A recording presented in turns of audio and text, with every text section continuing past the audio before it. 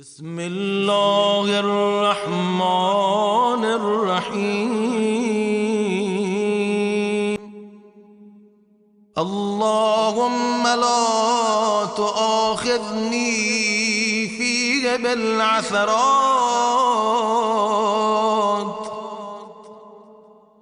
وأقلني فيه من الخطايا والهفوات،